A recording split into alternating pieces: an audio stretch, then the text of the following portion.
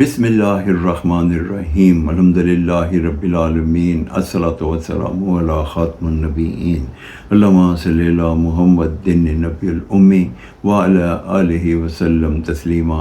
السلام علیکم ورحمۃ اللہ وبرکاتہ۔ میرے ناظرین و سامعین، میری آج کی حدیث صحیح بخاری 1361 نمبر۔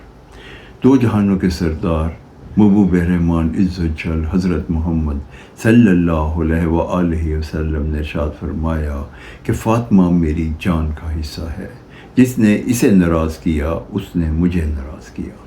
اس حدیث مبارکہ کا یہ مفہوم ہے اور ہمیں اس چیز کی آگاہی ہو جاتی ہے کہ امام المرسلین خاتم النبیین رحمت للعالمین حضرت محمد صلی اللہ علیہ وآلہ وسلم کو اپنی بیٹی سے کتنا پیار تھا۔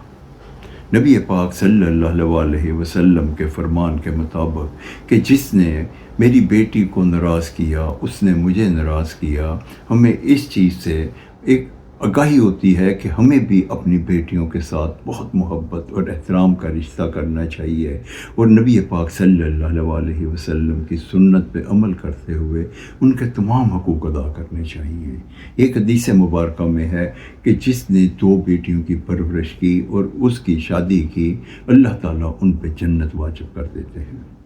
اللہ تعالیٰ ہمیں اپنی بیٹیوں کا احترام کرنے کی توفیق عطا فرمائے، کیونکہ نبی پاک صلی اللہ علیہ وسلم نے ہمیں اس چیز کی آگاہی دے دی کہ جنت خاتون بی بی فاطمۃ الزہرا، جو کہ جنت میں عورتوں کی سردار بھی ہیں، نبی پاک صلی اللہ علیہ وسلم کی نگاہ کرم میں ان کا کیا مقام تھا۔